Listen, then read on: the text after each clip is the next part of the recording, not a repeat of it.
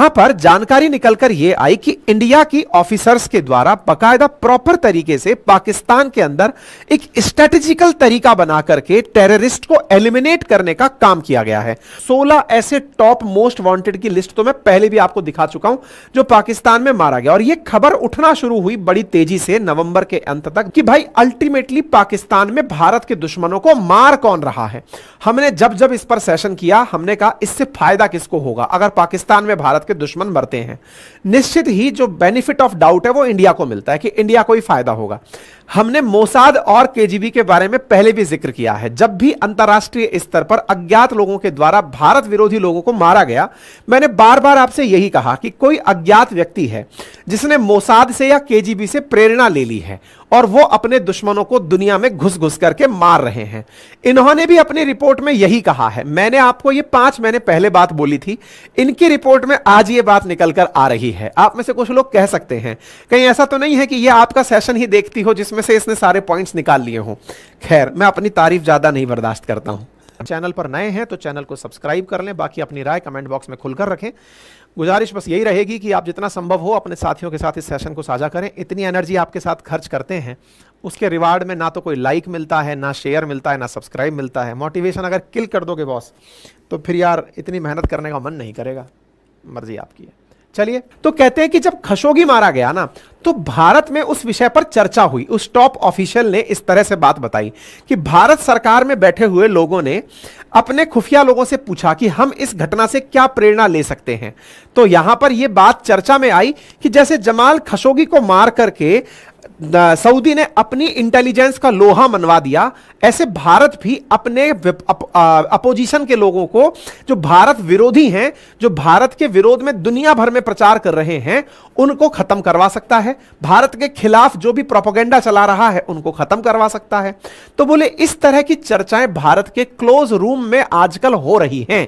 ऐसी इस न्यूज में उस इंटेलिजेंस के व्यक्ति ने इस मैडम को रिपोर्ट में दिया जो इन्होंने गार्जियन में छाप दिया है। ठीक है ना। तो सऊदी से भारत प्रेरित हुआ, खशोगी की हत्या से भारत प्रेरित हुआ, ऐसा कहा गया। और यही कहते हुए बोले पाकिस्तान के अंदर इन्होंने बकायदा लोगों को पैसे देकर के 20 आतंकियों को मरवाया है। ऐसी स्थिति में यहां पर कुछ तो ऐसी जानकारी निकल कर आई जिसके ऊपर फिल्में बन सकती हैं। हो सकता है आने वाले समय में एक फिल्म ही बने अज्ञात के नाम से। मैं क्यों बोल रहा हूं आप ऐसे समझिए। आपको याद होगा भारत का एक प्लेन हाईजैक हुआ था, कंधार हाईजैक के नाम से, अगर आपको ध्यान हो, जिसके अंदर हाईजैकर्स ने भारत के एक विमान को हाईजैक कर लिया था। और वो जो हाईजैक हुआ था उस हाईजैक में एक व्यक्ति का नाम शामिल था जिसका नाम था जहूर मिस्त्री। हाईजैकर्स का नाम में से एक नाम था जहूर मिस्त्री का। ये जो हाईजैक हुआ था हमारा विमान, इस विमान में जो व्यक्ति शामिल था हाईजैक में, जहूर मिस्त्री, इस जहूर मिस्त्री ने अपने आप का हुलिया और नाम बदल करके एक नया नाम अपना लिया था। बोले इसको मारने के लिए तो प्रॉपर तरीके से एक पत्रकार की वेशभूषा में महिला को भेजा गया और महिला जाकर के पहले ये कंफर्म करी कि क्या आप वही हो। बोले आतंकियों की कहानी छापनी है, हम न्यूयॉर्क पोस्ट से आए हैं, आप अपने बारे में इंट्रो दीजिए। उसने अपने बारे में इंट्रो दिया, उससे उसे कंफर्म किया गया कि ये वही है और बाद में पता चला कि उसे मार दिया गया।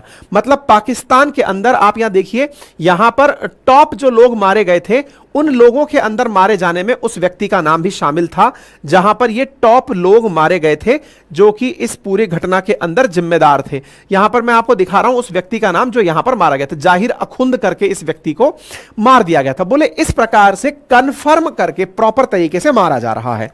इस अखबार में एक बात और छपी है और वो ये छपी है कि इंडिया ने यह काम एक दिन में नहीं किया है। तो बोले फिर, बोले लगभग 2 साल से इन्होंने पहले इस बात की प्रॉपर प्रकार से स्लीपर सेल डेवलप की है। अब ये स्लीपर सेल क्या होती है? आपने भारत की बहुत सारी फिल्मों में इस तरह की चीजें सुनी और देखी होंगी। क्या कि पाकिस्तान के द्वारा कुछ आतंकियों को भारत के अंदर पहले ही भेज दिया जाता है और कहा जाता है आप आराम से वहां पर गुजर बसर करिए, इंसान की तरह रहिए, किसी प्रकार से कोई भी काम ऐसा मत करिए जिससे लोगों को आपके ऊपर डाउट हो। लेकिन जब आपके पास कोई काम आएगा आपको उसी समय एक्टिवेट कर दिया जाएगा, बस आप अपना काम निपटाकर वापस से पुरानी दुनिया में शिफ्ट हो जाइएगा। तो बोले इंडिया 2022 से अपने स्लीपर सेल्स को डेवलप कर रहा है। और बोले कहां कर रहा है? बोले इंडिया ये सारा काम दुबई में कर रहा है। अच्छा, इस बात पर बिलीव भी किसी को आसानी से हो जाएगा। क्यों? क्योंकि यूएई की 1/3 पॉपुलेशन इंडियंस की है। अच्छा, दुबई जो है यूएई के अंदर एक कॉस्मोपॉलिटन सिटी टाइप का शहर है। मतलब एक प्रकार से यह समझिए कि ये वो शहर है जहां पर दुनिया भर के लोग आते हैं। वहां पर सेकंड लार्जेस्ट पाकिस्तानी लोग ही हैं। पाकिस्तानी हैं, बांग्लादेशी हैं, दुनिया भर के और विदेशों से भी बहुत सारे लोग आते हैं। दुबई के अंदर बहुत इजीली लोगों का आना जाना होता है। तो बोले इंडिया ने प्रॉपर तरीके से अपना रॉ का जो नेटवर्क है वो दुबई में स्थापित किया।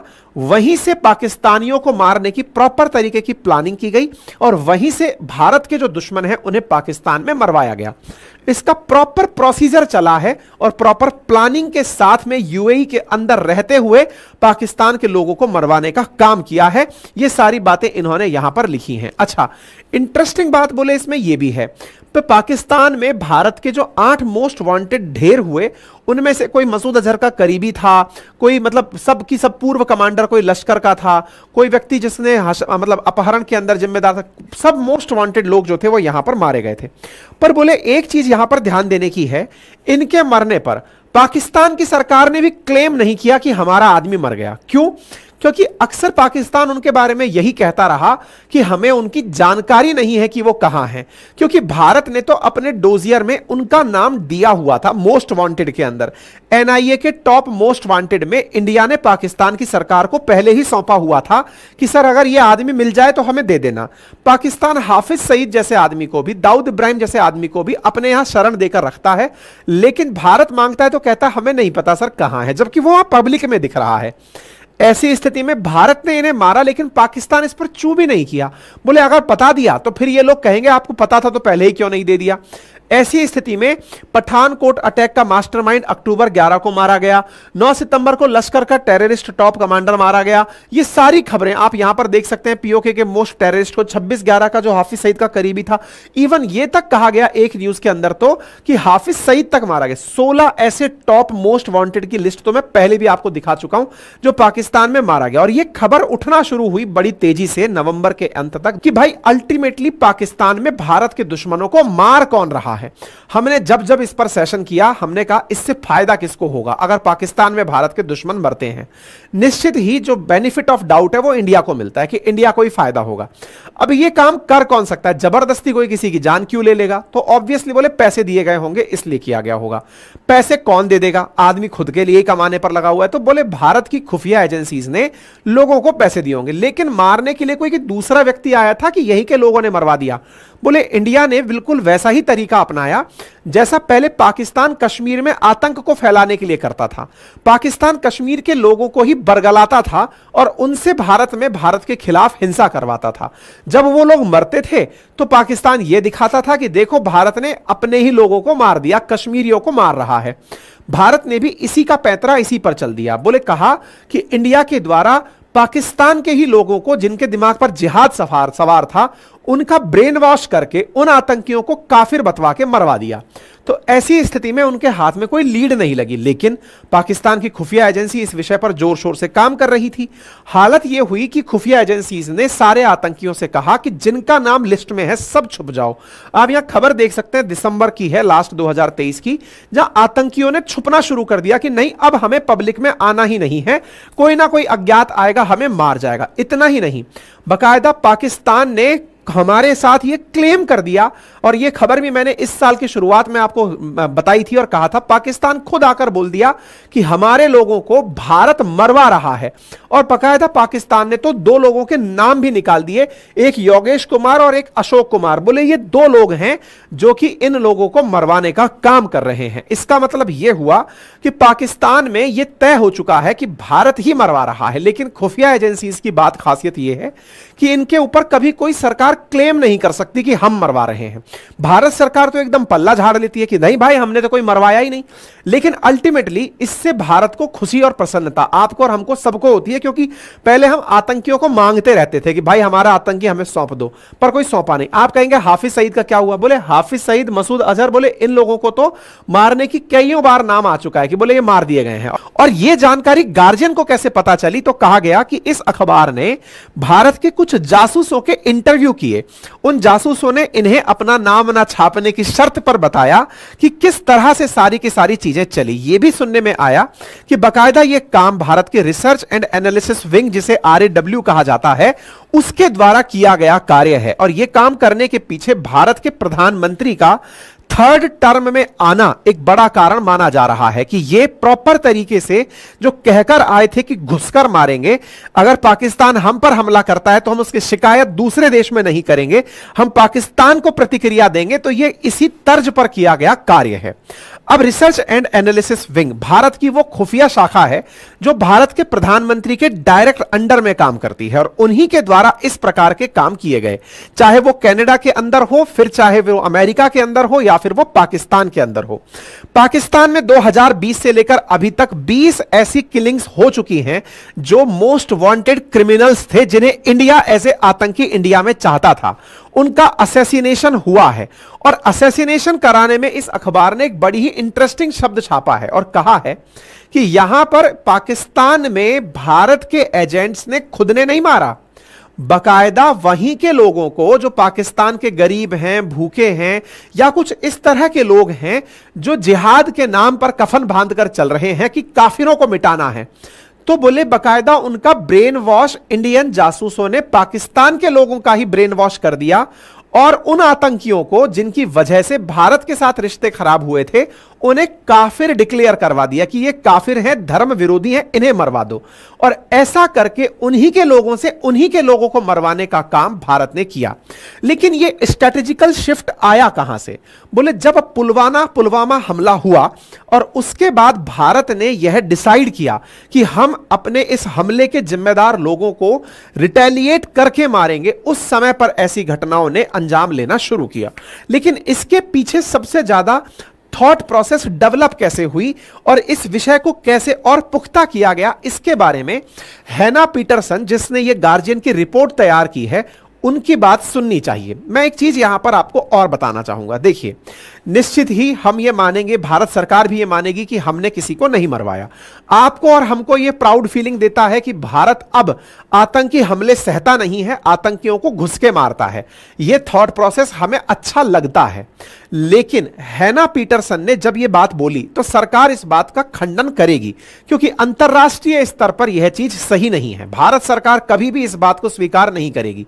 कोई भी देश अपने जासूसों के द्वारा किए गए किसी भी कार्य को क्लेम नहीं करता है कि मेरे जासूसों ने इस व्यक्ति को मार दिया। कोई भी तरह की देश की सरकार इसको क्लेम नहीं करती है। लेकिन फिर भी जिस गार्जियन की पत्रकार ने यह खबर प्रकाशित की है, मैं थोड़ा सा उनका विश्लेषण आपको बता देता हूं कि वो भारत के बारे में क्या सोचती हैं।